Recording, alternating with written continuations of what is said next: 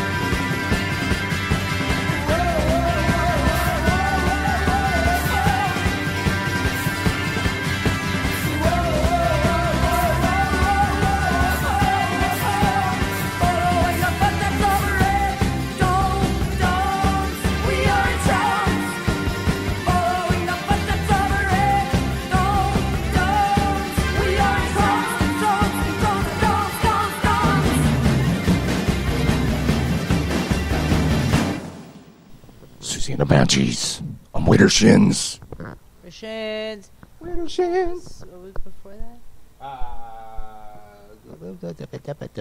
We'll be here. Joy Division, Transmission, some Misfits, and bunch of stuff. That's why I don't write that shit down. What do you mean? Why you don't write that shit down? That's why I don't typically tell everybody all the songs that they've heard. It's like, not that I don't care. It's like, I don't remember sometimes. Like, we're just rocking out sometimes. That's not why you don't write things down. You just happen to not write them down, and then you don't tell people.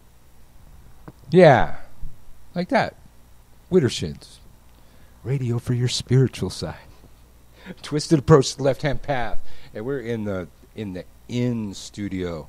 Not that it's, it is fall, it is cooler, but not because it's cold. Really, really crazy windy. I've never seen anything like it. Our terrace is covered in leaves, and our gazebo ripped. Yeah. So we have to get a new gazebo. Like the fabric ripped from the wind. That's how tried to blow away. Yeah. The thing is bolted down or would have blown away. Yeah. Yeah, the wind's been crazy, and it's... Yeah, the only way to properly hear the guests on the laptop is put another speaker, and then it gives feedback, and it's just always too loud out there for guests. I can kind of hear the wind chimes, but only a little bit this time. Yeah, we got that too. But yeah, so we're in the we're in the non-mobile studio because we have a guest, and that's the only way to do that, and.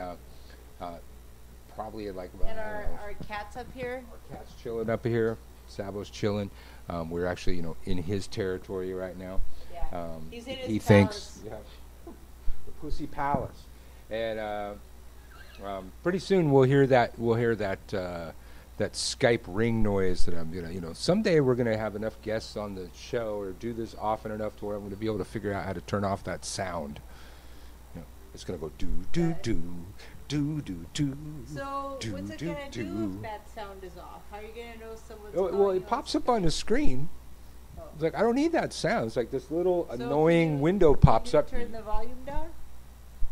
Well, I have to. That would be like the master volume. So maybe there's a way to turn the volume down on that specific thing. Yeah. But we don't do enough. We don't have enough guests. I don't haven't fuck with that enough. They can hear our wind chimes Probably can. from outside. Probably can. We can hear. It's really windy. It's weird. I like it was to be, more windy. I like to be out on the ocean and listening to foghorns and stuff when it's this windy. But I'll take this too. Well, if it was this windy out on the ocean, you probably wouldn't hear the foghorns. I would. Think about that. No, you wouldn't. You wouldn't because there's you nothing to would block the hear wind. It'd be all anything. whoosh, whoosh, whoosh. That's all you'd hear is whoosh. I've totally heard foghorns when it's windy and choppy. Windy in the like this? ocean. Yes. All right. Well, maybe you have like that. I can't argue with that. But tonight, we're gonna have a guest, and I remember when he popped up on my feed and was talking about Widdershins, complimenting the show, and I'm going, what?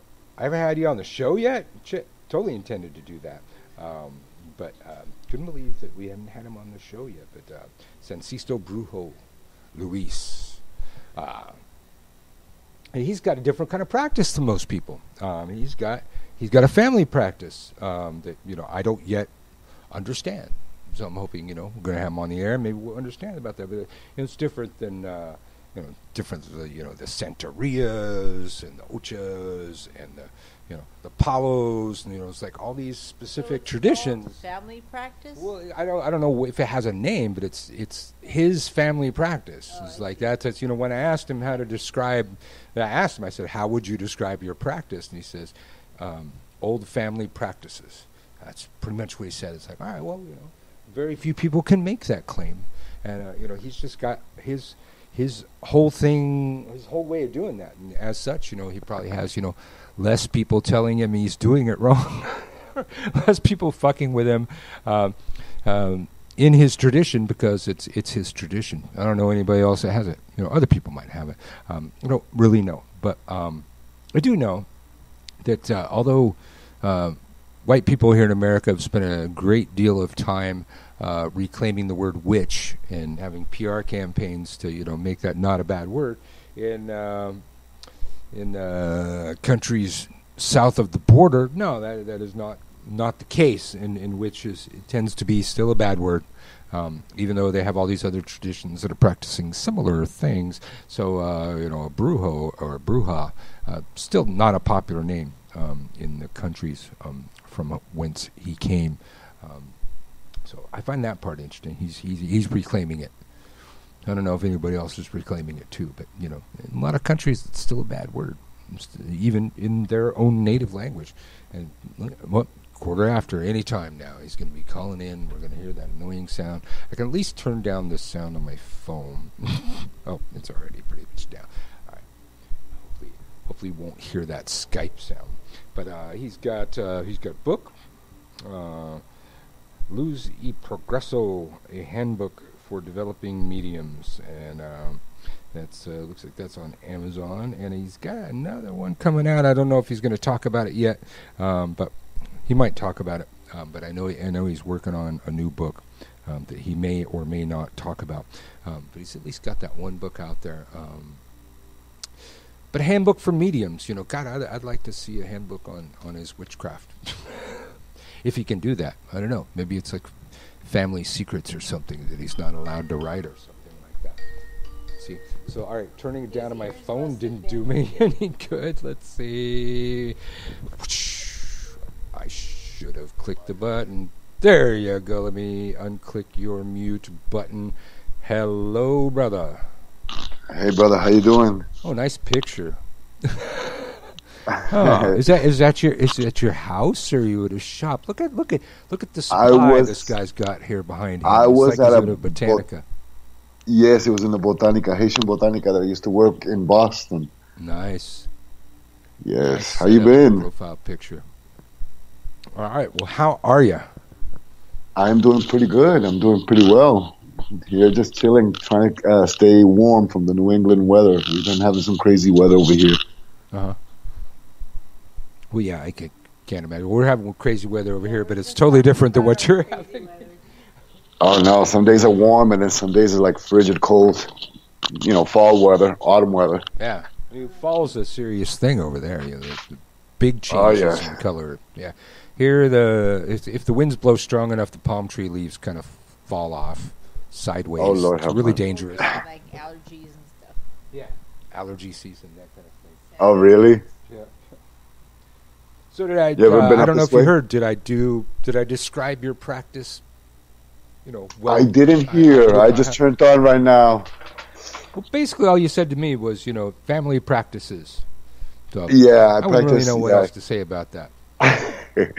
Yeah, I practice a Puerto Rican spiritismo, which is a form of folk spiritism. It's like a spirituality where we work as we're mediums that. How do I say the word? We work the spirit within our body, within ourselves. We remove curses. We do cleansings. This is something that has been passed down from my grandmother. She was a medium, and she was also a bruja in the sense that a bruja being, I guess, the equivalent of a bruja in English is like a witch in the sense that she did herbal baths, cleansings. She would consult for clients, remove curses, bring back a straying lover. So this is pretty much a family tradition that's been passed down, from my family generation to generation. Wow, right on. The few people get to say that, and if they do, people are going to give them a bunch of shit on the internet. Oh, really? But that's always what's fascinated me is like you have a practice I know nothing about because it's your practice. Yeah, other people practicing it too. You're right. It's just a folk. It's just a tradition that was passed. It's a family tradition. It's not. I talk about this in my YouTube where we don't view witchcraft so much as a religion, because most people who practice witchcraft in Puerto Rico can practice Santeria, can practice Palo Mayombe. Many are Christians, Catholics. You know what I'm saying? They're Catholic one day of the week. They go to church, and then the rest of the week they're doing their magic. I just happen to come from a family that practiced more spiritism. That's common in any country that the Catholics hold power in. So there's always there's a folk witchcraft just under the radar, being Catholic on Sunday. So exactly. So do you do you have saints, God, spirits, all the above? We believe one God, which we don't know the name, the sex of. We believe that God can be Brahma, Yahweh, Jehovah, Olodumare. God is God. You know what I'm saying? Then we have saints, which come from the Catholic tradition. Then we also not only have saints from the Catholic Church, but we also have folk saints or folk heroes that become saints within their own rights. So if you have like native Taino roots and you have people who, fought against the Spanish for the rights of the Native Americans, the Taino people of the Caribbean, then those people would become like a folk saint, an elevated ascended master. Then you also, if you're Afro-Puerto Rican, you would have those African, I guess when you would call them saints, you want to call them santos. Some people call them elevated masters, or guías espirituales. Guías like a spiritual guide, and for the family, it becomes like a saint because they honor that essence, they honor that energy like they would a santo, a saint. Yeah, I understand it more now that you said it your way than other, because you use the word elevated masters, ascended masters, and that's we call them very Western word or very Yeah, Western term. ascendidos. We call them in Spanish, ascendidos, are anyone who lived a material life or a physical life, and then in death, their memories were remembered by their miracles or whatever they did in life, and so that it reaches this kind of like, I don't want to say godlike level, but to the family or to whoever honors it, it kind of does become either like a godlike level or more so like a folk saint. Like a saint, like a Catholic saint with their miracles and whatever they do. So it kind of becomes like I guess like a Buddha for the family, or like a Jesus Christ for the family. Yeah. I mean, some of the people using their terminology, ascended masters, or like total New Agers and stuff like that. But in that terminology, there are these certain spiritual teachers in different traditions that like you just said, beyond death, their memory became a source of wisdom for many people. Exactly. I first ascended master I ever heard anybody channel. I hate the word channel. Was Merlin. Right. I always thought that was interesting because Merlin wasn't actually a person. It was more of a title, but he channeled Telias that movie. Exactly. But that was the first time I ever heard the terms ascended masters, and I tried to understand the idea of folk saints, and you putting those two together, that makes it make a whole lot more sense. I mean, I know of Santa Muerte as the only folk saint that comes to mind, but I know there's more. Well, Santa Muerte was more of a deity within the pre-Columbian. I'm going to say Aztec or Mayan, and if I'm saying the wrong group of Indians, I'm sorry. But it was a group. It was a deity that was of the energy of death, and all Native American cultures within the Caribbean, they had that energy of death. In Puerto Rico, that energy would be Maquetauri Guayaba, which was a semi. Semi is a spirit of nature or element that energy controlled, or the physical death of the physical body, and so La Santa Muerte, the word Santa came from, of course, the Catholic influence within the Mexican culture. So many times, like San Simon, which is a folk saint in Guatemala. He's another pre-Columbian deity that became a folk saint to that community. And then I've been to Venezuela, and in Venezuela you have heroes, people who actually were alive. Indio Guaycapuro was a native Arawak person who fought for the liberty of the Arawak people in Venezuela, the atrocities that the Spanish were doing to the Native Americans. And so Guaycapuro has now become a folk saint.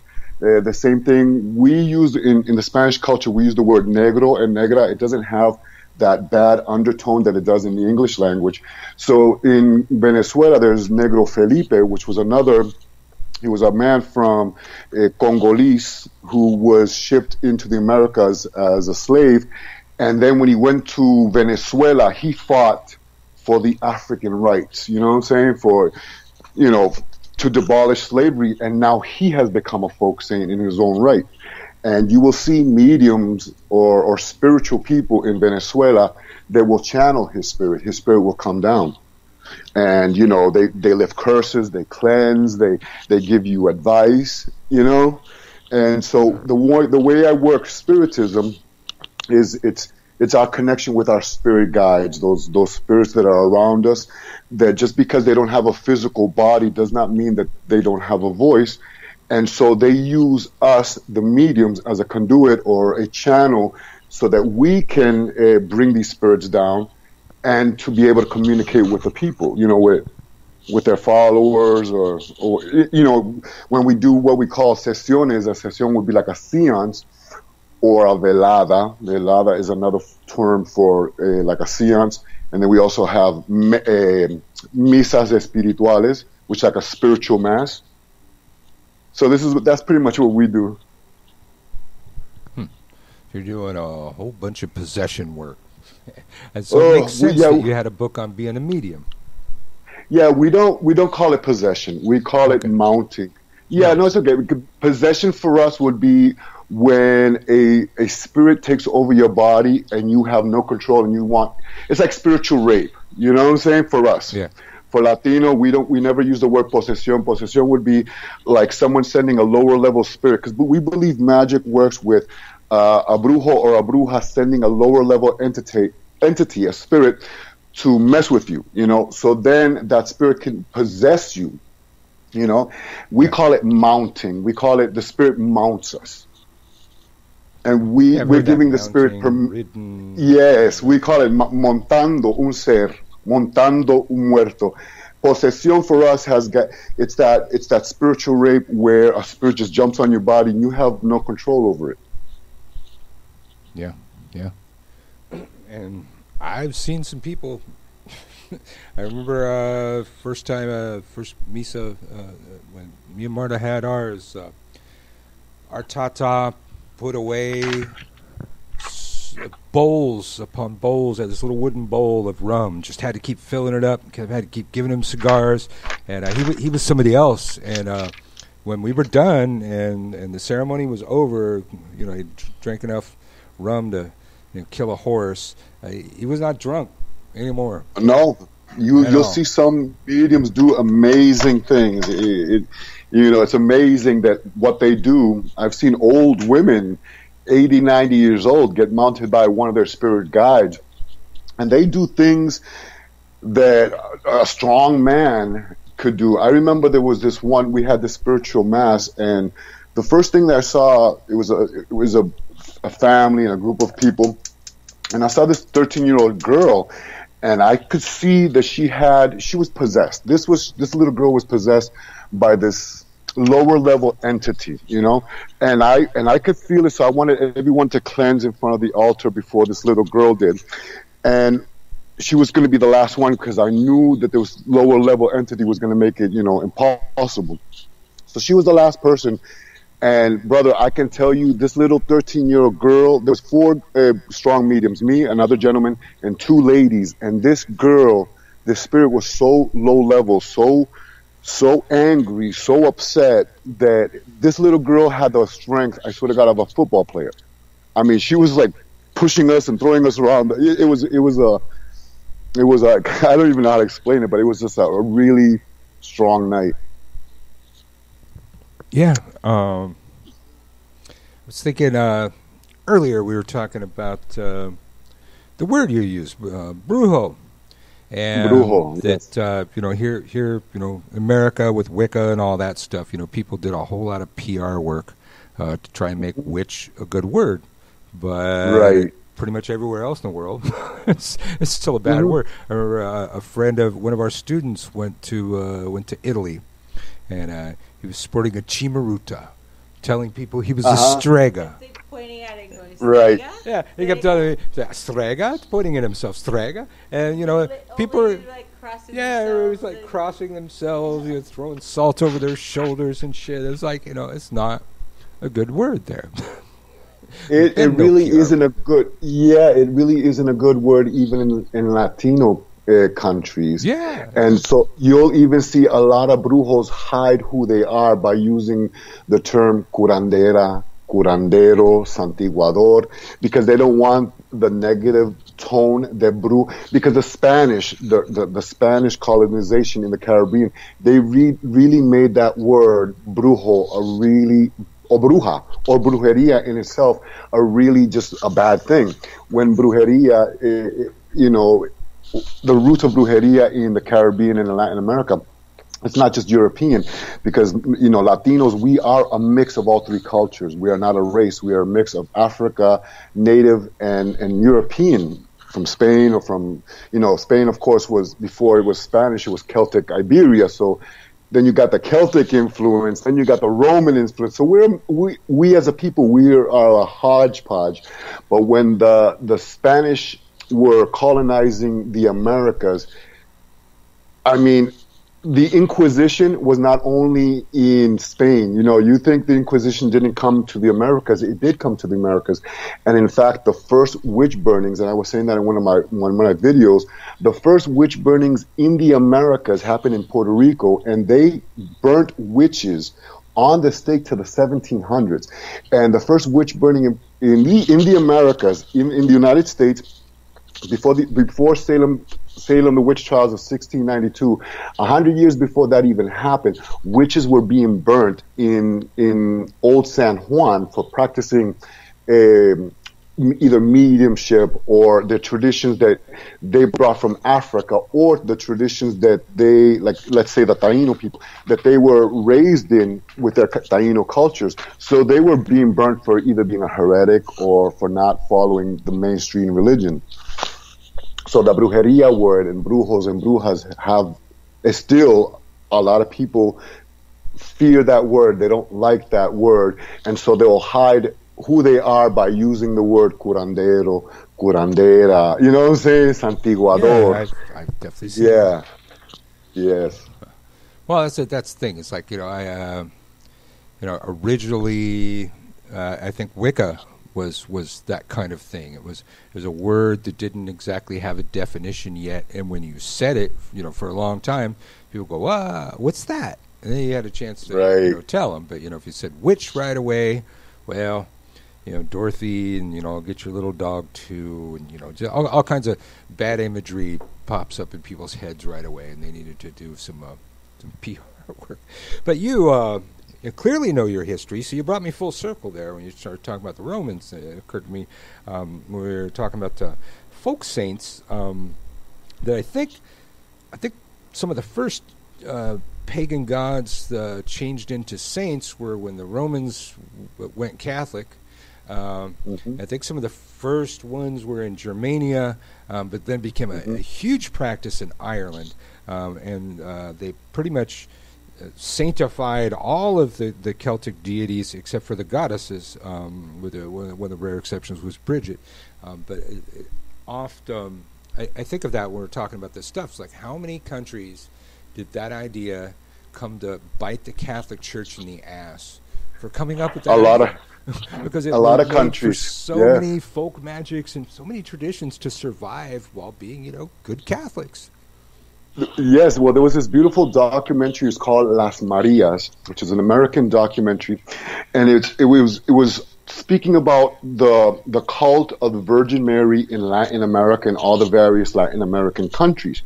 And what they noticed is that most of the La Marias in Latin American countries, you'll always see that moon under her feet, which already demonstrates that she's a moon goddess. You know what I'm saying? Yes. La Virgen de Guadalupe, before she was La Virgen de Guadalupe, she was the goddess Tonantzin to the Aztec people. I think in Panama, they have Pachamama. Pachamama was the earth mother, the earth goddess. And again, they had to hide these ancient deities, from the Catholic, from the preachers and the priests. So how did they hide them? Just like the Africans, the natives would hide their deities, their divinities in saints. And this happened throughout all Latin America. And one thing about that documentary was so beautiful is that they don't see any difference between Our Lady of Charity and Ochun. To them, it's the same energy. It's just a different mask. You know what I'm saying? It's just different mask, but of the same energy, of the same divinity, of the same spirit. Yeah. So a lot of and that's how the Earth Mother or the Moon Goddess for the Afro Latinos and the Native Latinos, those their deities, their divinities survived by hiding them within folk saints. Yeah. I think. Well, you hit on something very, very important for me. The first Orisha practitioner that I ever spoke with spoke of the Orishas and the saints as the same thing. Not a Western idea would be that's an archetype of that, or that's a representation of that. But even though this white-faced saint on a candle, this thing was that Orisha to this guy, and the way that he said it, it was they are all the same thing. They weren't well, the friar archetype would be the big word you'd use here. When Christopher Columbus came to the Caribbean, and there's documentations, and I have the documentations, republished by a friar. His name was Pane, and Ramon Pane was commissioned to live amongst the Taino people. And so the Spanish were trying to get these Taino people to stop honoring their semi-deities, their semi-divinities. And so they would give them saints, Catholic saints from Europe. And they would honor the Catholic saints the same way that they would honor their semi. And in fact, the culture for the Taino was that they would bury their semi in the earth and they would urinate on it. Just to, that was something that the Taino people did. The urination is to give it was like a blessing to them. And so many native people in the Caribbean, they lost their lives because here you have these Spanish people giving them folk saints or saints from Europe, and they would take these saints and they would bury it in the earth, and then they would urinate on these saints. And a lot of Native Americans literally burned to the stake for that act when it was part of their culture, it was part of their tradition to do so. Yeah, they didn't see it as offensive. It wasn't offensive to them. No, it wasn't. Mm-hmm. Yeah. Yeah, that makes sense. And there's just so many old folk magics using urine.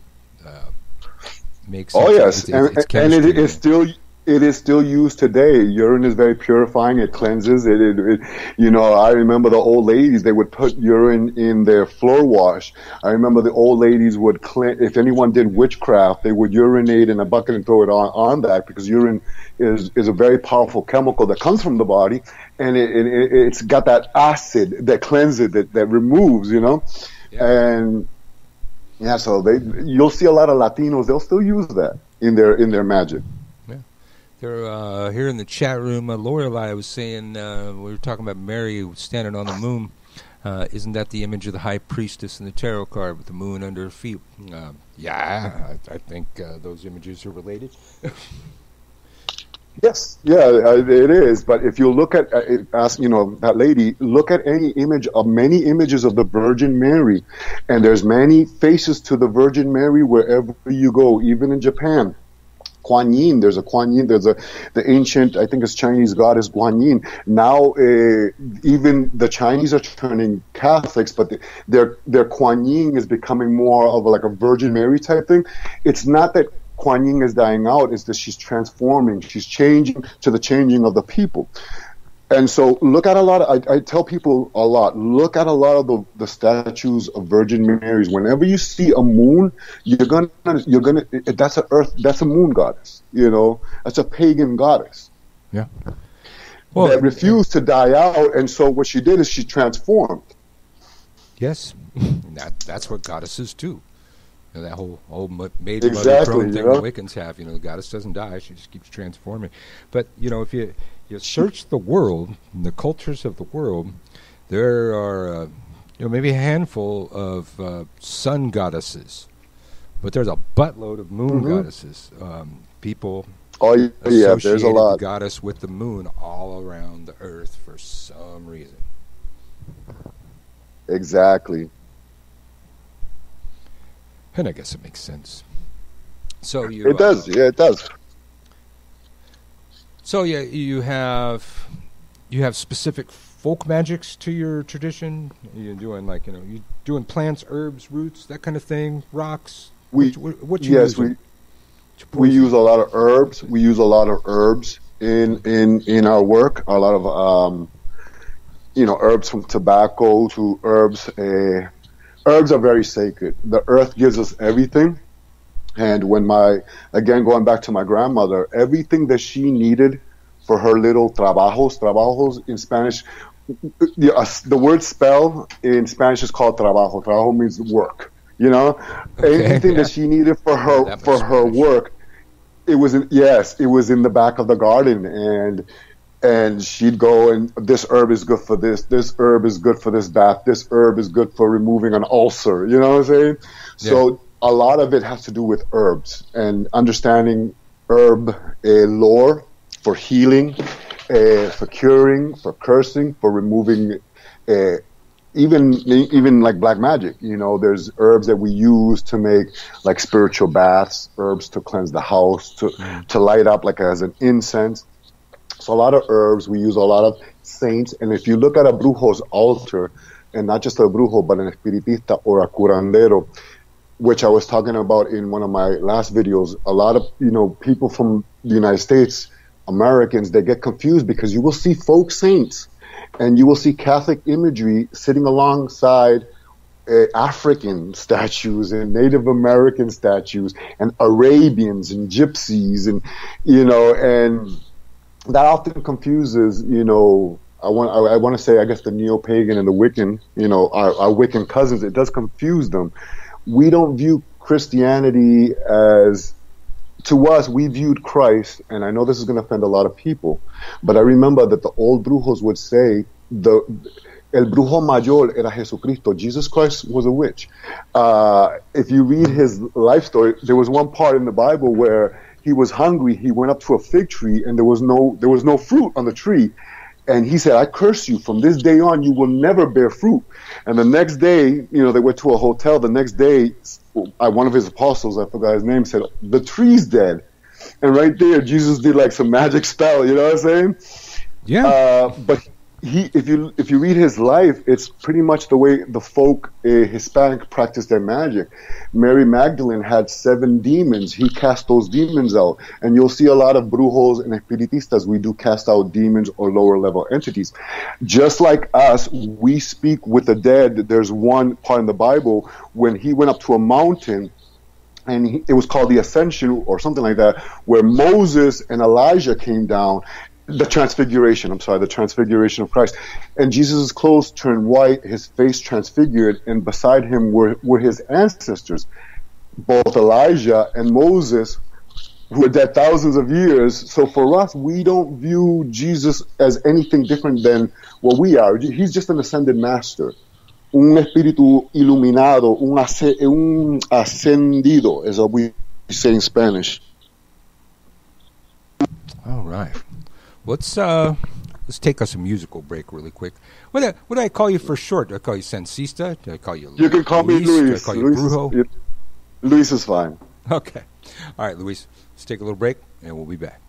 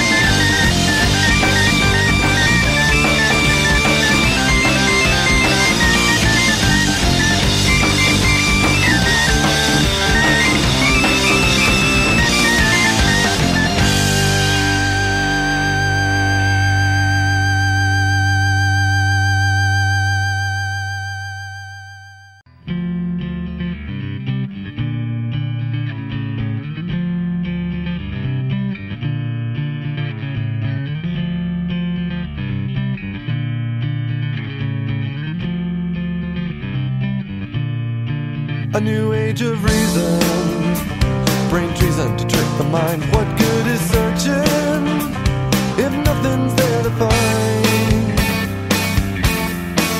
We arrive at this place of no return, my brothers, only to discover that our minds have led us away so far from the paper truth of who we are. What's right is wrong, what's gone is gone, what's clear and pure is not so sure. All promises become a lie, all that's been nine corrupts and died. All the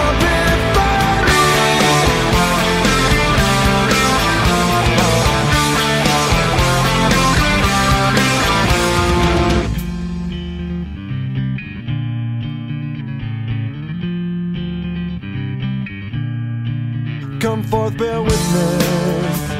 See the profit from your loss, beg for forgiveness. Only after you tally the cost. We arrive at this place of no return, my sisters, only to discover that our values ran us aground on the show in the sea of what we could be. What's right is wrong, what's gone is gone, what's clear and pure is not so sure. All promises become a lie, all that's been right corrupts and died. All the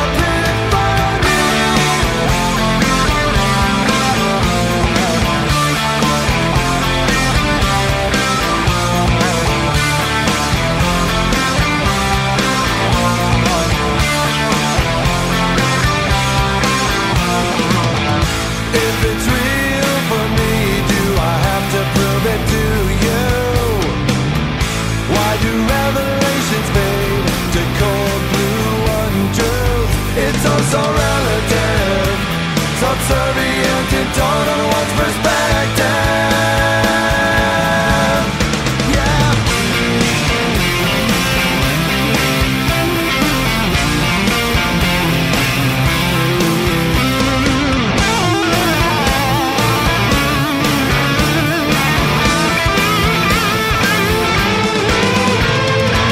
What's right is wrong, what's gone is gone, what's clear and pure is not so sure.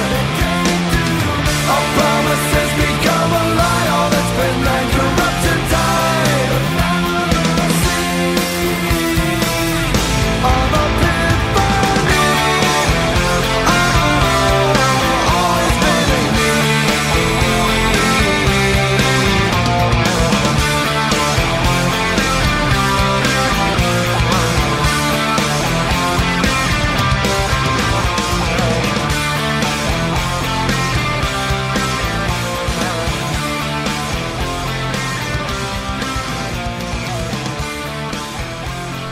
Bad Religion on Withershins Radio.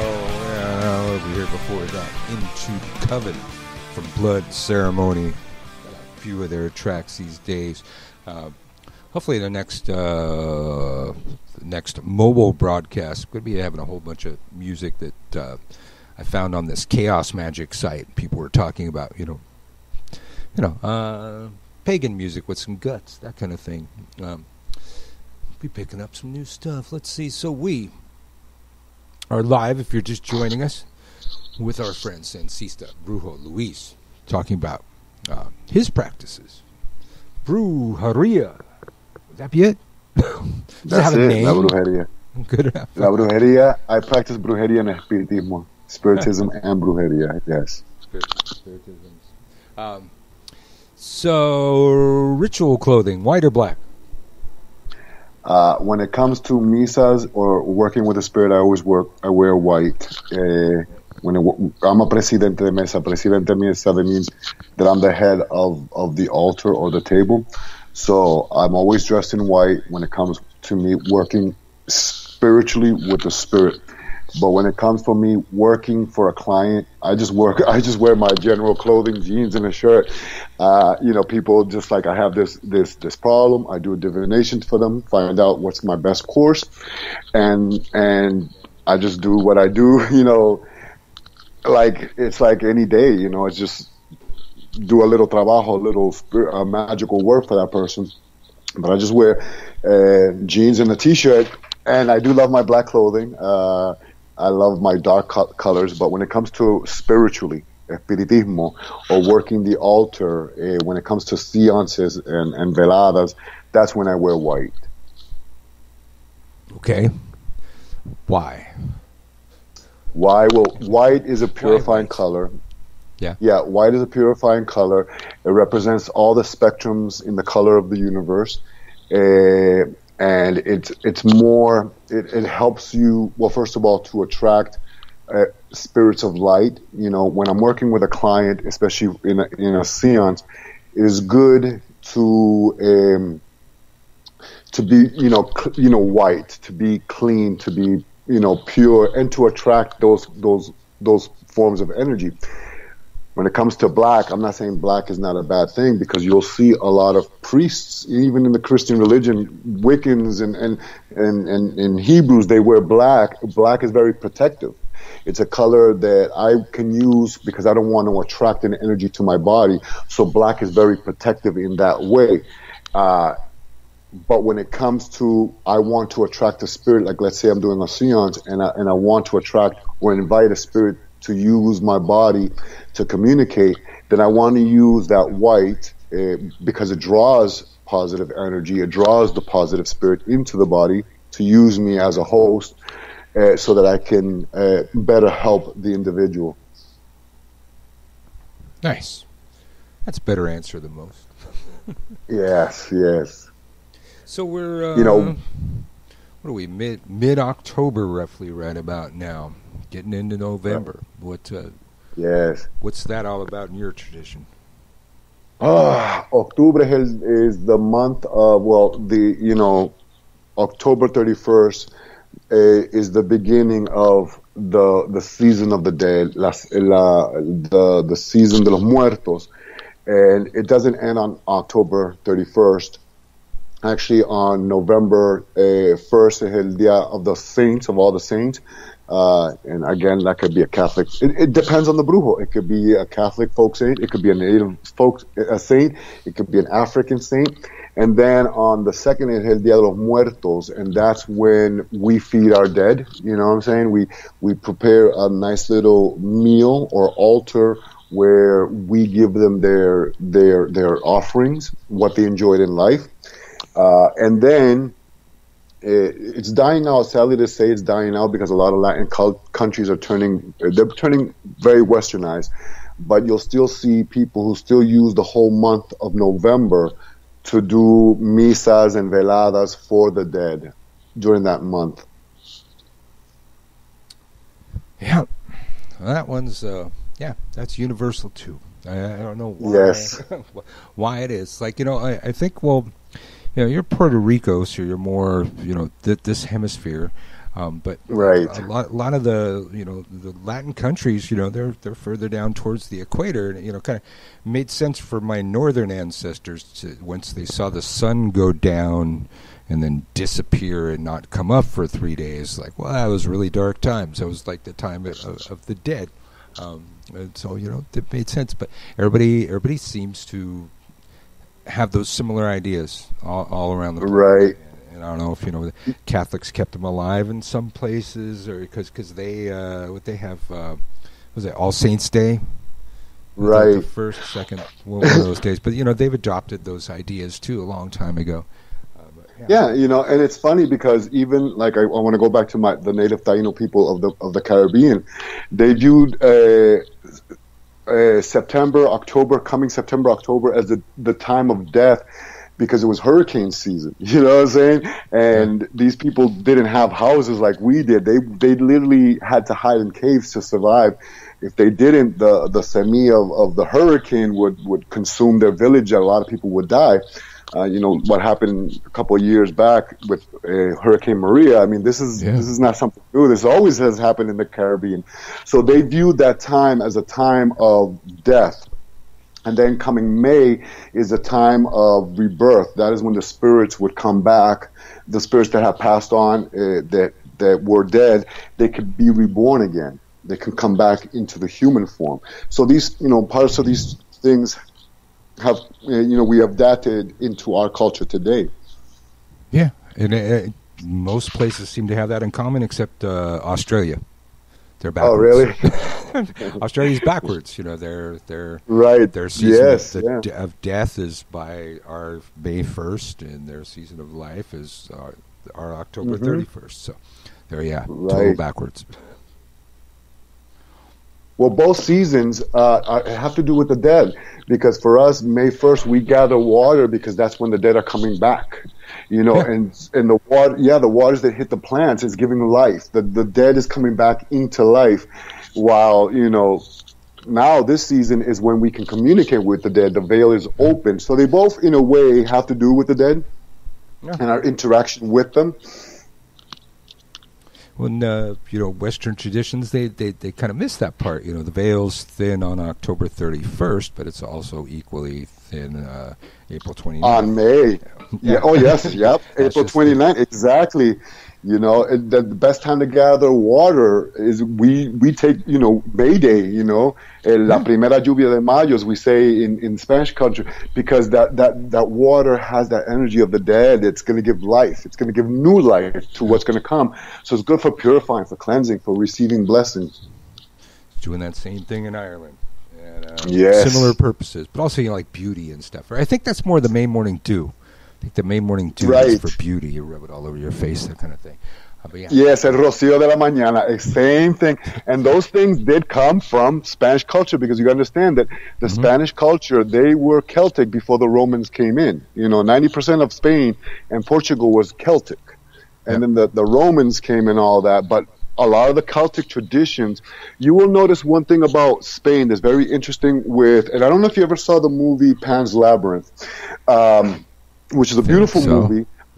Yeah, but it shows the Celtic influence in Spain. It shows like Cernunos, the god Cernunos, in that divinity that was in that movie. Well, I think that was a Spanish cave where they found that, I believe.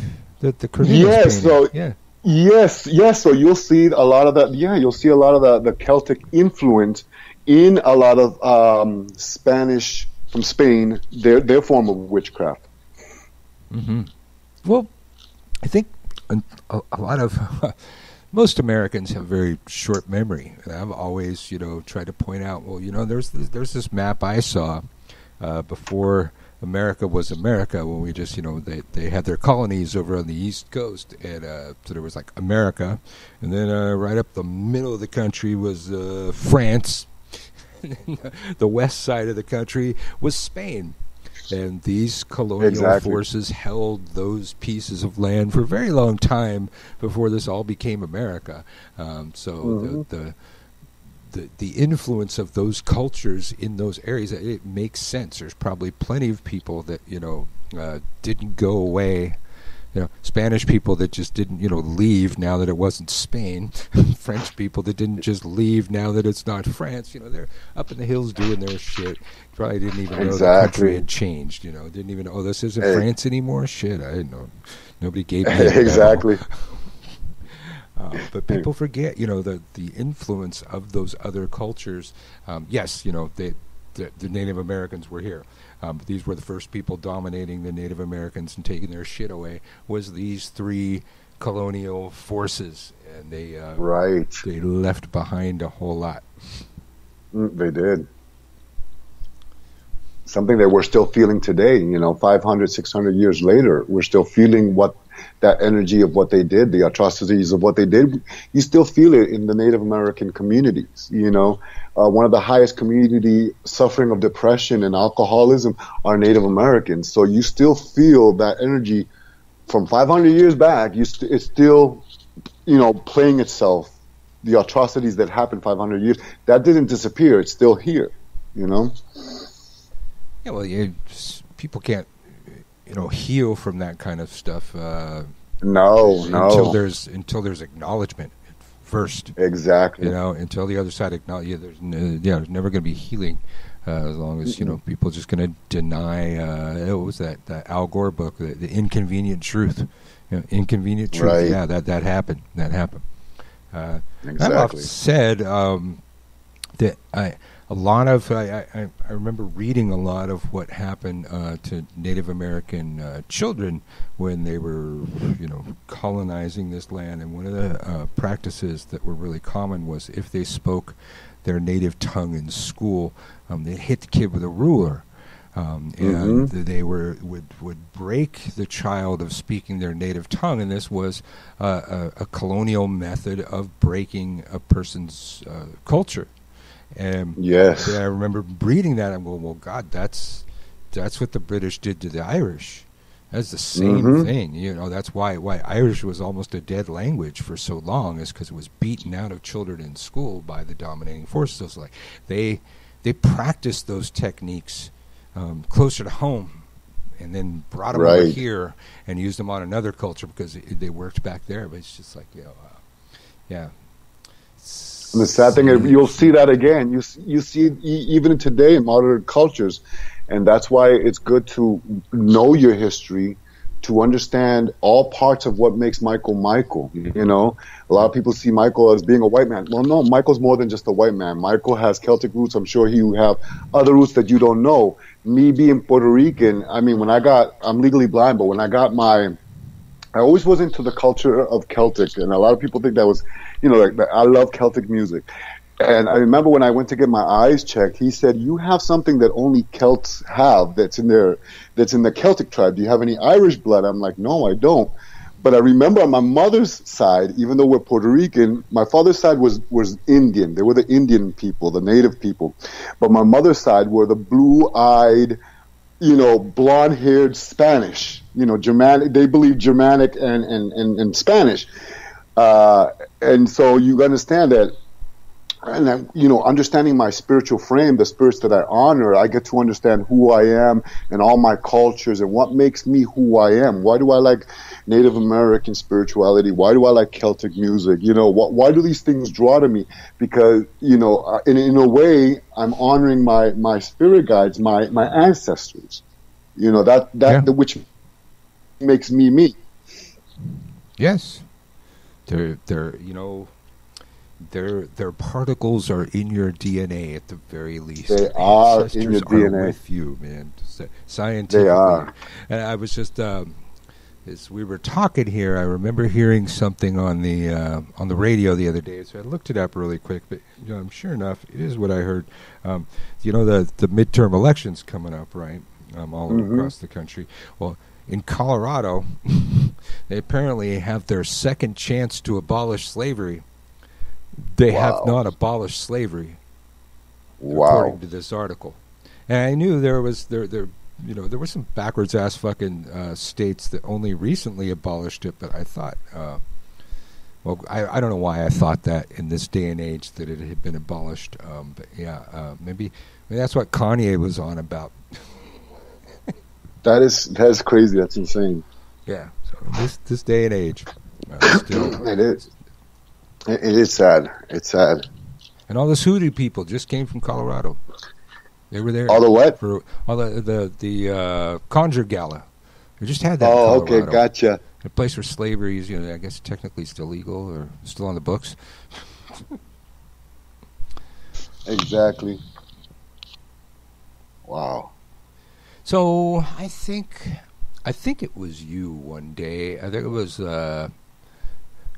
on Candelo's Corner one time, and we were talking about rue being a very important plant in Italian witchcraft in Strega. And La ruda, yes. I mentioned that I can always find it. All I need to do is find an old Mexican lady, and it'll be growing in her yard. And I think you chimed in. La ruda, yes. Something besides any Latino woman, Puerto Rican women, and now I've come to find that. You'll always see ruda. You'll always see ruda by a windowsill or by the front of a place. The Hispanic people who are superstitious or believe in the world of magic, they'll always have la ruda. La ruda is very protective. It absorbs negative energy. So you will always see la ruda. And again, that was brought down by the Romans, who brought that to Celto-Iberia. And then the Celtic Iberia became the Spanish, and the Spanish brought that to the New World. those traditions, those beliefs, you know? Yes. Yeah, and in Strega, Ruta is best. It works best when stolen. So I was always looking for somebody else's roux, and I remember there was one in Santa Cruz that somebody was asking me, "Where's that roux that you're always talking about?" And I looked on Google Maps and did the satellite thing, and this roux bush was so big you could see it from space. So it's like I dropped a pin on it and sent them the location. It's like they had plenty to go around. Yes, and it's funny because that also is, the Latinos also believe that you don't buy la ruda. Either someone gives it to you or you steal it. Really? You know what I'm saying? Okay. Yes. That also was, it's like gnomes. For Latinos, you're not supposed to buy a gnome. You're supposed to either steal a gnome. You don't go to a store and buy gnomes to decorate the garden. You're supposed to steal that. And where did that come from? That comes also from the Celtic, tradition. The Celto-Iberians, that was passed down. I never heard that one before. That's pretty cool. Yeah. Yeah, you're never supposed to buy a garden gnome. You're supposed to steal one. Or it should be given to you as a gift. Given as a gift. Well, then they have those kind of ideas. A lot of Western traditions about you're not supposed to buy your tarot cards. It's supposed to be given to you. Exactly. And then working, owning an occult store for so long, I always saw people rationalize their way around that. It's like they'd come in and hand their friend the money and say, "Here, buy me that deck," and then give it to me. And it's funny how that, that does survive. And it's interesting, yeah. I mean, I've heard that about La Baraja Española, which is the Spanish playing card. If you're going to use it for divination, you should never buy it. It should either be given to you. The only time you should buy La Baraja or the Spanish playing cards is if you're going to play like a Spanish form of poker. Then you can buy it. But for divination, you should never buy it. You should never exchange money when it comes to a divination tool. That's something, I don't know where that part of the history came from. I'm sure it comes from Europe. But it's similar to that. You'll see a lot of people go around it, like you just say, they'll bring a friend and they'll give the friend the few dollars, buy me that deck, Yeah. Do you doing more divination this time of year? I do. Oh my God, 5 days a week. I took today off. 5 days a week. And then I take the weekends. Yes. My dead seasons are usually late August. People are buying for school. Then Christmas season, it's like a break for me. But every day of the week, it's reading. That's the most that I do is spiritual consultation and divination. Right. Hey, I've often said, here in America, weird old folk traditions, they survive just in a weird way. We hardly recognize them. And here, we have Halloween, and our kids dress up as spooky stuff and banging on doors, asking for food.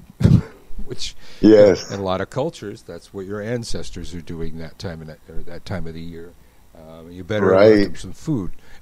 And you always left food for the dead, and the dead, they enjoy sweet, and that was in part of even the Native American cultures. The dead enjoyed maple. In the northern, they would give the spirits maple syrup. In the Caribbean, with sugar cane syrup or guava.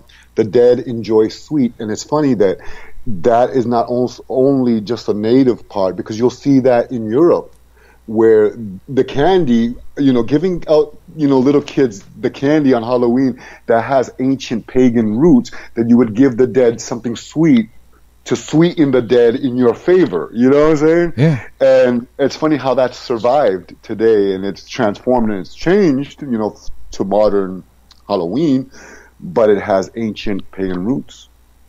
Well, sweets, alcohol, and tobacco. Most common offerings I see to ancestors all over the world. And just what type of alcohol varies, which region you're in. It might be whiskey here, rum there. Vodka, exactly. Those are very common ideas too. But they like sweets. They like chocolate. Oh. Who doesn't like chocolate? Oh, yes.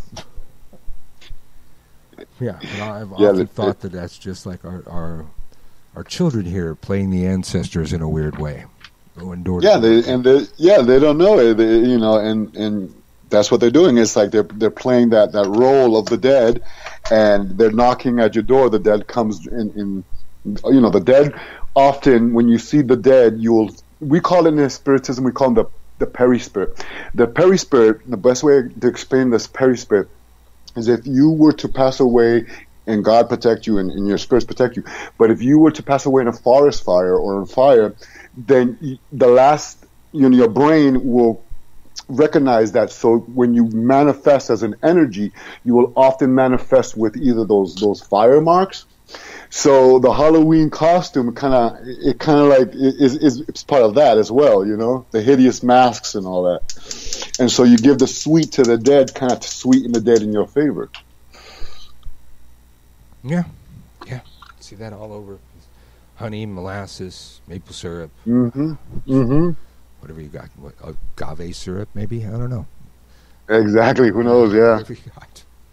Or an actual sugar, too. They love the sweet. Salt drives them away. Sugar attracts them. You dress candles, glass candles? I do. I do dress candles. I make my own oils, and I dress them with herbs or powders that I make with sticks. I grade down the stick, make my own powders, but I do dress them with my pretty much oils that I make.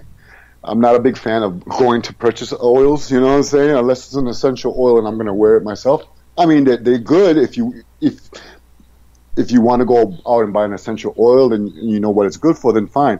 But me, generally, I just use traditionally what my grandmother used. She used a lot of olive oils and oils that she made herself, infused with herbs and stuff like that. And so that's pretty much what I use. Yeah. I've asked every guest that's been on this show that does that kind of thing, dressing glass candles, glitter or no glitter?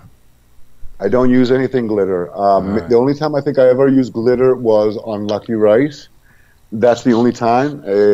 I don't use glitter. I see, like, been going to Botanicas a lot lately, and I see all these candles dressed in the glitter stuff.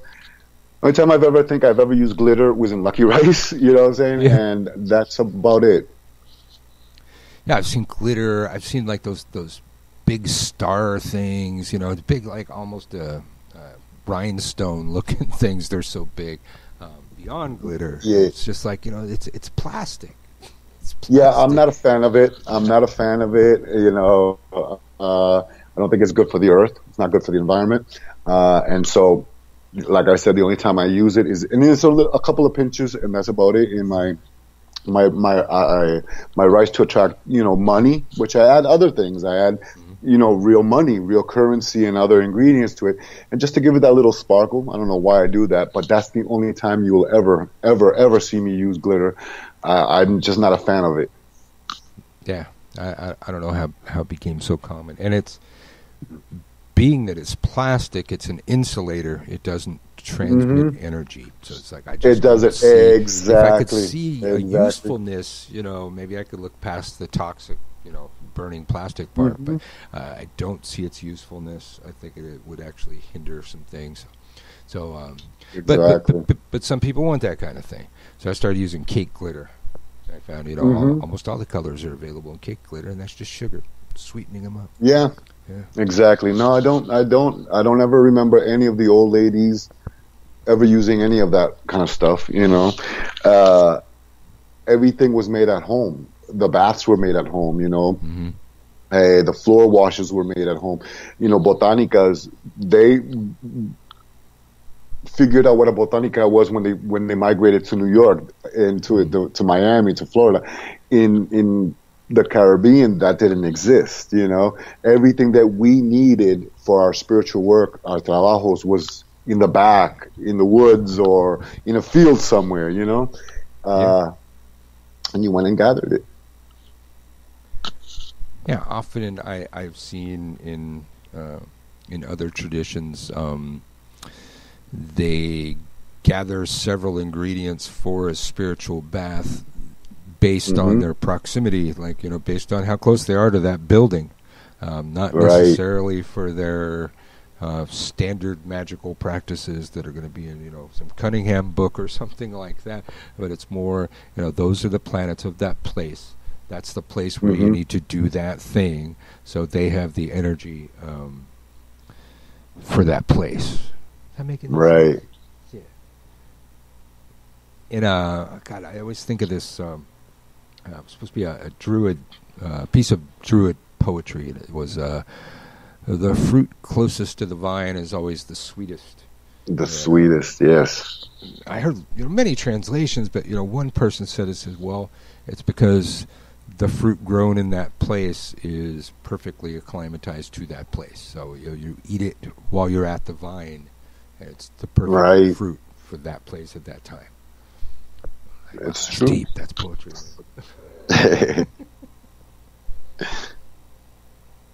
So, what was I going to ask you? So, sticks. You were grinding up sticks. Any specific sticks? Because I do see that in some traditions I know. Yes. Specific sticks. Oh yes, I mean in the Caribbean, even it's not even in the Caribbean. I don't want to just say that because also if you look at ancient Druidism, if you look at ancient Celtics, every tree, every plant, every herb had its magical property. It had its magical, its spiritual, and every tree we call them duendes. In the Druids call them dryads or whatever they call them. We call them duendes. Yeah. It had a spiritual energy. So in the Caribbean, every plant, poisonous and not, has its magical, spiritual, and its way to use for healing or for poisons. There are plants that you would stay away from, and there's plants that can heal you. So everything has a magical property. It has a spiritual property. Yeah, just most of the magic herbs. Yeah, most of the magical herbs in the Caribbean, we call them silvestres. Silvestres are weeds. You know what I'm saying? Rompe saragüey is a weed. That today people would just, I don't want that in my garden. It's taking over. But it's got rompe saragüey is used very well for like breaking black magics, cleansing the body from evil eye or stuff like that. But a lot of people who don't know its magical properties would view it as as a weed that's taking over your garden. It's like nightshade. Nightshade is poisonous, but it's got a lot of magical. Well, some species of nightshades are very poisonous, but they have a lot of magical property. So most of the best magical plants are weeds. Yes, they are. We call them silvestres, mata silvestres, plants that just go wild. Yeah. I remember arguing with somebody on some Facebook page recently about, I had made this blanket statement about a plant, and she was arguing, that different regions used the plants for different things in different ways. I said, well, to an extent, but no, I don't agree. What I've seen is all around the world, our ancestors apparently from all cultures had a greater connection to plants than we tend to, because they seem to have come up with drastically similar ideas for the uses of those same plants, spiritually, medicinally. Exactly. For some reason, they're able to. Our ancestors were able to talk to that plant or communicate with it. I don't know, but just had a skill that we lack, most of us.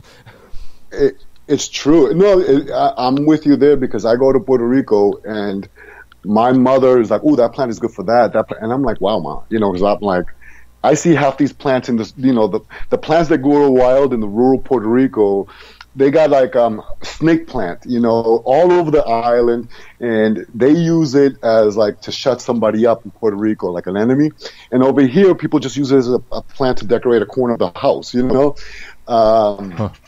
But my mom, she is well versed in a lot of herbal lore, which I wish I had half the knowledge she did. I'm from New England, she's from Puerto Rico, so of course she's going to know those plants, But that was passed down from generation to generation. You know, there was a time when, you know, her mother had 9 children. She had to know how to heal a stomach pain, and she couldn't run to a pharmacy. You know, the pharmacy was too far, so she'd have to pick up herbs and make a tea or a brew, you know. Yeah. And so, yeah, they did know all these things. And it's something that's dying out. It's sad. You know, most herbs to us comes in a little brown package already dried out. We don't even know what it looks like in nature. It could be right in front of us, and we're buying it in a store, you know, when it could be right there in front of us. Oh, yeah. I'm often selling herbs to people with addresses where I know it's a weed growing all around them. You know, like mugwort. You know, anybody in California? Exactly, You know, mugwort, mugwort. Artemisa. Everywhere. We call it Artemisa. I have it it's growing Artemisa, I have it growing. That's what we call it in Spanish. I have it growing in the back. And again, people will bring me mugwort. I'm like, well, I got it right there. See, it's right there. Yeah. And they're like, oh, I didn't know what it looked like in real life. I'm just like, there it is. Yeah. God, yeah, we got that grows like a weed. You know, wormwood grows like weeds. Yes, rosemary grows everywhere. Epazote grows everywhere. Sage, you especially over there. I mean, I'm sure that white sage is all over the place. You know, just found a place where it's growing. Yeah. Mm-hmm. I mean, here we're we're right at the edge of the city, but the hills are just right over there. So there's different plants over that way. Right. Have not found mugwort in the new digs yet. I know it's around here. Just got to look by a water source usually. Right. But going back to the trees, I'm sorry, going back to the trees. Yeah, the trees, all the trees and they do have a spirit. For the Caribbean, you know, the ceiba is the king of all trees. And many people who believe in magic believe that holds a very powerful spirit within it. And so when you go near a ceiba, you must treat it as, a lot of people call it a saint, you know, a santo, or a divinity or deity. They use the Catholic word, the santo. Within a ceiba, there lives a santo, a deity or a spirit. And so we treat all those, you know, the people who are spiritual treat all things that are, you know, natural with much respect and with much life, you know? I mean, with much respect. So when you're making a powder, you're grinding one of those sticks. I'm grinding the sticks, and sometimes I will add dirt to it. Yep. You know, because different dirts have different magical properties, believe it or not. Like dirt from a crossroads, dirt from, like, let's say where 2 dogs fought, or, you know, dirt from by the river, by the ocean. They all have their own different forms of energy. Rain, again, I like to gather rain. If it's thundering and lightning, that rain has a magical property. Again, like the May rain, that has a magical or a spiritual property. And I use those ingredients for my baths. Nice. Mm-hmm. Used to when we lived in Grass Valley, I had a rain barrel, and so all of my products for like a year was rainwater. So I was able to make a lot more of it than here. But yeah, that's some good stuff. Yeah, there's certain traditions. You know, if I'm getting a powder from that tradition, you know, I don't expect it to be white. I don't expect it to be was that cornstarch? They use a lot of traditions, you know. Dirt and sawdust and shit. that's it was dirt and powders mixed with herbs. You know what I'm saying? Maybe some ashes. Exactly. And a lot of people like to make these powders smell pretty and all that. It smelled. Half of that stuff didn't even smell good. Yeah. Well, I guess have gone through some of that. You know, the way you describe your traditional oils, that sounds like my traditional oils, especially like using olive oil for so much stuff. But they didn't smell pretty. And sometimes, no, they didn't. If you heated them up, you know, the herbs would burn, and you get this burn smell in it. Had to soak for a long time in the right conditions. Some things are in the sun, some things in the moon, some things heated, some things not. But it didn't smell nice. No, they didn't smell nice. No. Yeah, a lot of, especially, they just said that, the brews. I mean, I hated to be sick because my mother and my grandmother, whenever I was sick, they would make a concoction that I didn't want to even drink because it was so disgusting. I mean, this stuff was it didn't taste pretty, you know. Yeah. It wasn't supposed to taste like candy, but I'll tell you what, that healed you up, you know. Yeah. It tastes like garlic and onion and just all this, you know. It's good stuff now that you're older, but when you're a kid, you didn't want to taste none of that stuff. But it was healing. Yeah. But over time, when I started owning my own shop, it's doing it, I'm doing it for other people. So I kind of had to adjust that. It's like, okay, well, you guys don't want to buy stuff that smells nasty. Okay. Everybody's, are you using, are these pure essential oils? I'm going, no. Essential oils, that's aromatherapy.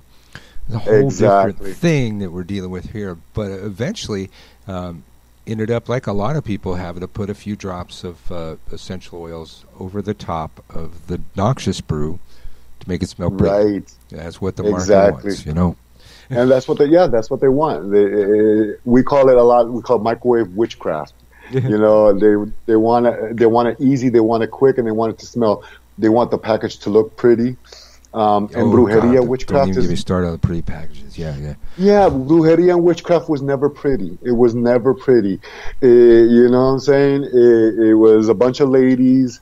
I mean, the best way I can say it is, I remember when I was little, we wanted pork. Then our grandmothers, our uncles would go out and slaughter a pig. That wasn't pretty.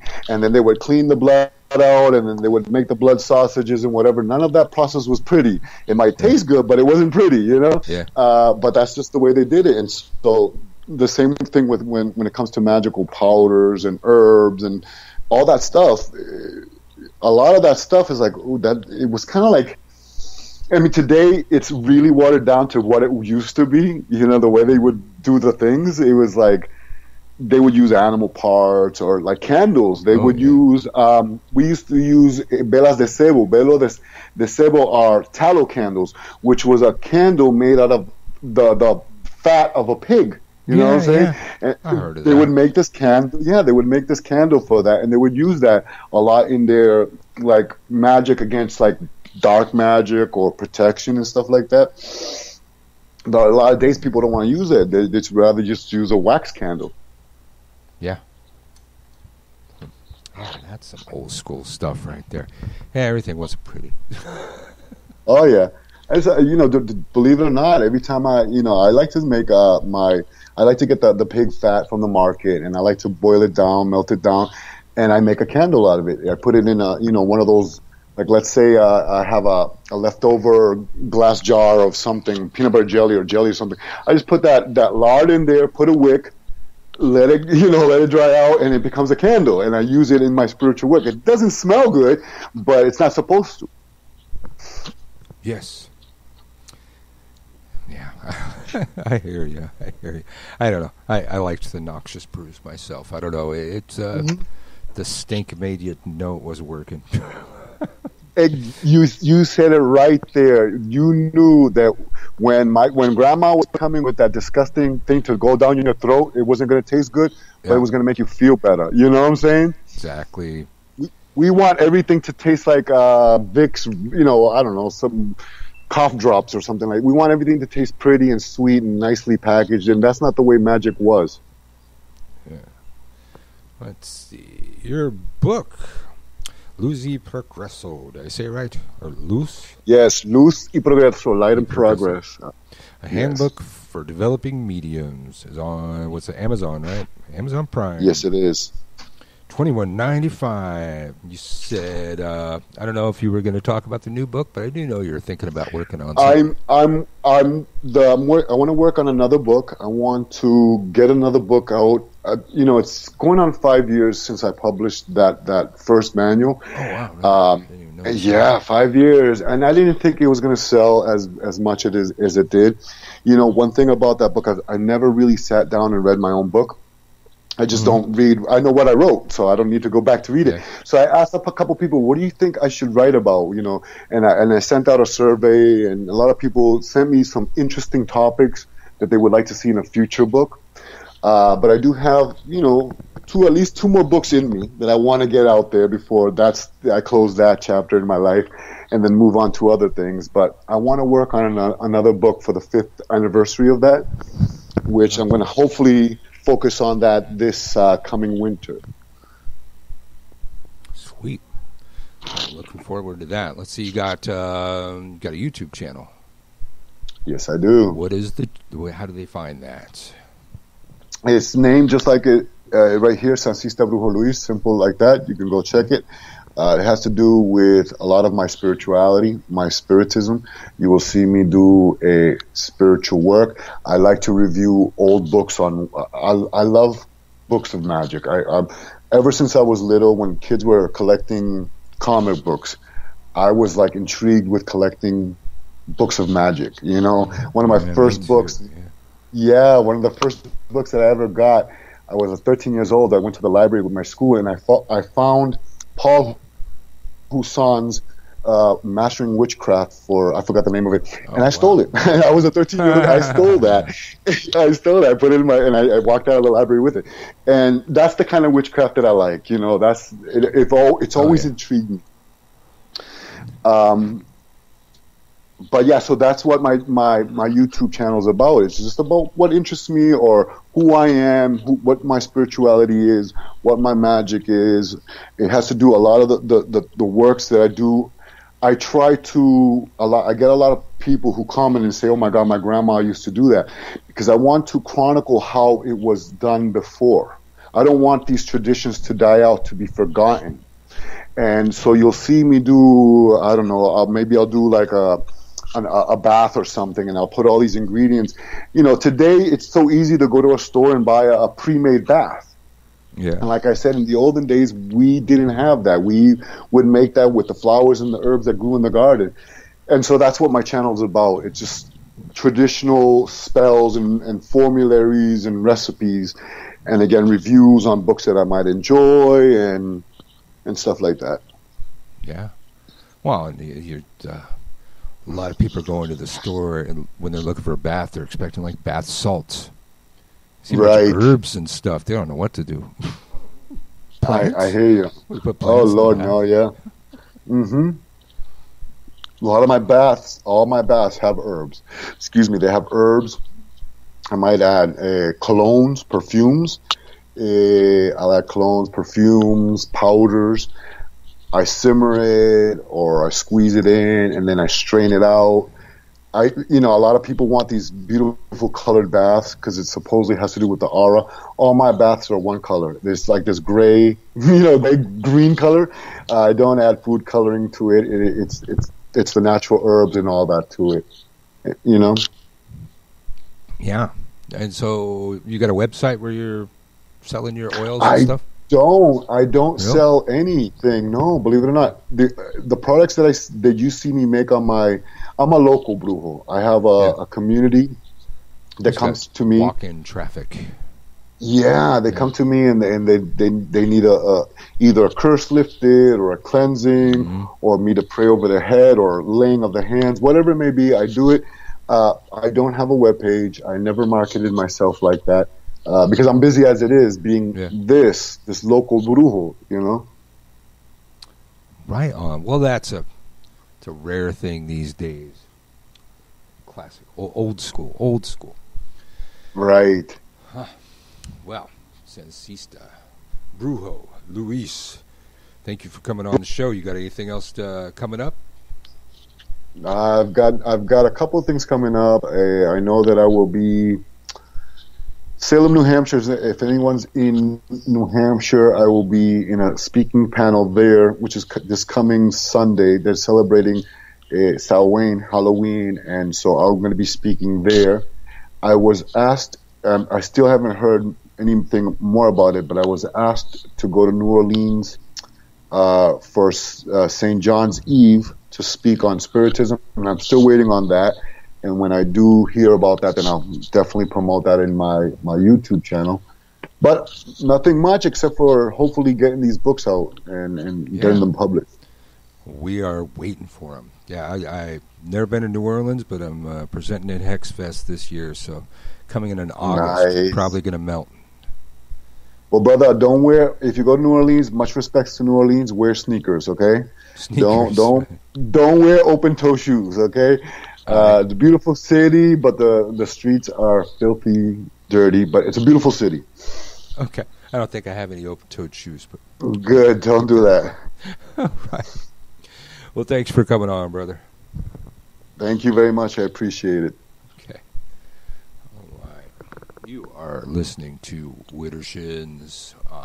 That was a good guest. Let me see. I had a thing to plug here before we play some music to the end of the show. I really enjoyed that guest. It was just fascinating. It was, practice I know nothing about, and he's the only one that I know that practices it. So I just wanted to pick his brain. I hope you enjoyed me picking his brain, but I learned a lot about a practice I knew nothing about, and I always like that kind of stuff.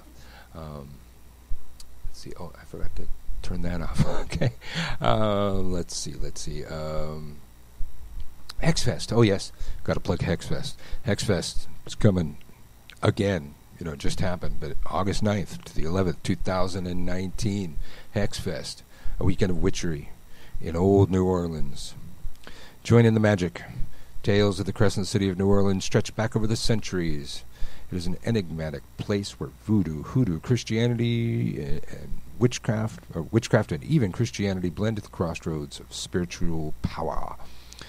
August 9th to the 11th, 2019, Brian Kane, Christian Day, and the Witches of New Orleans present Hexfest, a weekend of witchery held in the heart of the historic French Quarter.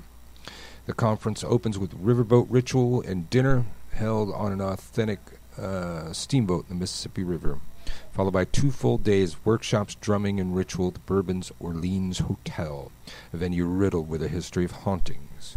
Hexfest has gathered witches and root workers and voodoo priests and other magical teachers from within New Orleans and around the world to offer their time-honored wisdom. Between workshops, attendees will love the magical shopping in our on-site vending hall, where you can purchase powerful ritual tools, signed books, exquisite jewelry, and spellcrafts handmade by true practitioners. Presenters for the 2019 Hexfest hail from across the spectrum of witchcraft and magic. Our presenters include Brian Kane, Christian Day, Dorothy Morrison, Sarita Dieste, Fiona Horn, Lady Rhea, Sally Ann Glassman, Hoodoo Sen Moise, Austin Shippey, Star Cassis, Rosemary Ellen Gilly, Byron Ballard, Christine Steffens, the Dragon Ritual Drummers, Carrie L. Crow, Laura Tempest Zakroff, Mary Grace Faroon, Michael Carell, Melissa Mayhem, Patricia Telesco, Star Ravenhawk, Witch Dr. Utu, and Yeshe Matthews. Go to hexfest.com. Get your tickets, because, they're going to sell out, man. Especially when they hear I'm going to be there. Yeah, the tickets are going to sell out. Okay. We are going to rock some of the rest of the show here. You can find me at on YouTube at FreakPhil1309. That's FREAKPHIL, and the number's 1309. You can find me at Gumroad. If you'd rather, you want to have the good teachings that are not free. Well, you go to Gumroad. That's gum like gum on your shoe. Road, like the crossroads. Gumroad.com/witch school, which is of course WITCHSKEWL. For my newer classes, you can find the Spiritual Warfare series, which I'm teaching a portion of, 3 workshop course at Hexfest. We're calling that Magical Warfare, but similar material based on the same stuff. And then my newest one, I'm working on all this month and into next month, class coming out every week, Witchcraft Without Wicca. And that one's being very well received. We're having a really good time with that. Good class where we're just good old witchcraft without the trappings of Wicca. And that is all happening at gumroad.com/witch school. That's WITCHSKEWL. You'll find my web store at thesacredgrovestore.com. That's thesacredgrovestore.com. You find me all over Facebook, Michael Carell, Uncle Birch, several other pages. Thanks for coming to Widdershins. Remember, click follow. Follow, because you never know, we're going to randomly go on the air. We do that sometimes. And if you're just expecting us to pop up Tuesday nights, 5 p.m., you might miss some really good stuff. So remember, follow us on Spreaker. I don't know if there's a follow button at iHeartRadio, but if there is, follow us there. You can follow us on YouTube because the show gets rebroadcast on YouTube about an hour after we go off on the air, and God, wherever else this show's popping up, I have no idea. Thank you for joining us. It's been a pleasure serving you.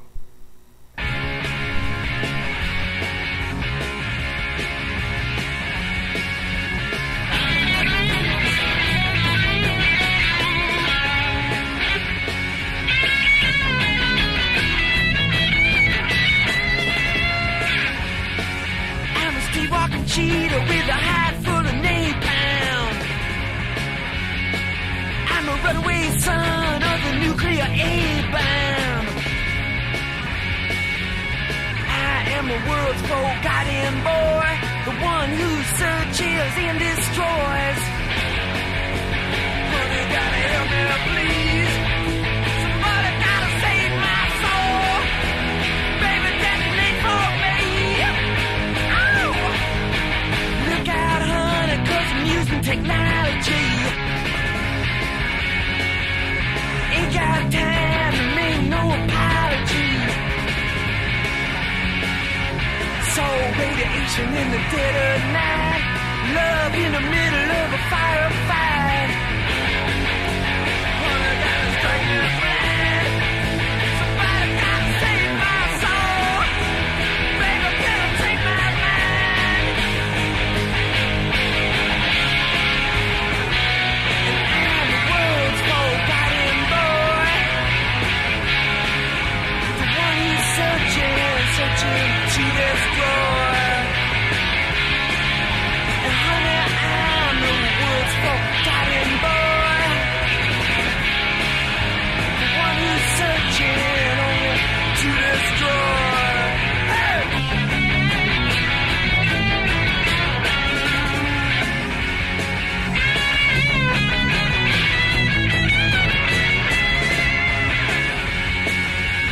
Look out, honey, 'cause I'm using technology.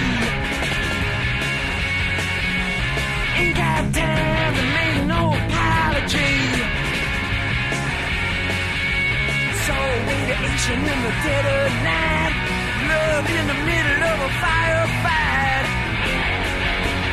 Honey, gotta strike me blind. Somebody gotta save my soul. Baby, better take my mind. And I'm the world's forgotten boy, the one who's searching to destroy. And honey, I'm the world's forgotten boy.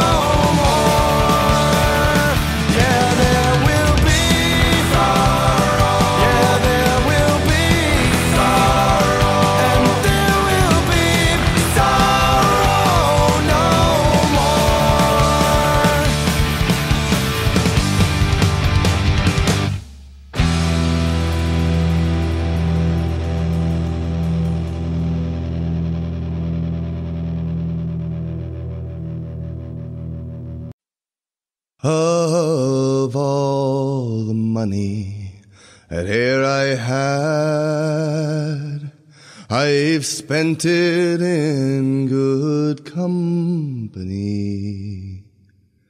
And of all the harm that e'er I've done, alas, was done to none but me. And all I've done for want of wit, to memories now I cannot recall. So fill to me the parting glass. Good night and joy be with you all.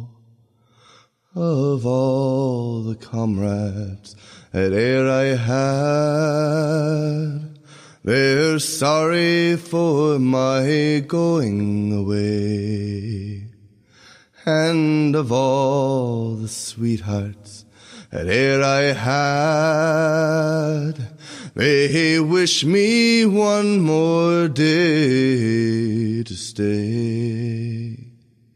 But since it falls unto my lot that I should rise while you should not, I will gently rise and I'll softly call. Good night and joy be with you all.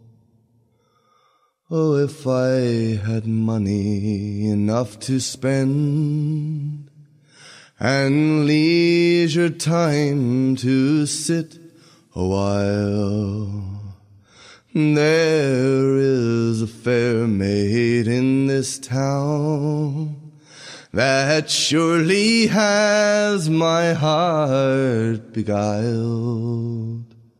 Her rosy cheeks and ruby lips, she alone has my heart in thrall. So fill to me the parting glass. Good night and joy be with you all.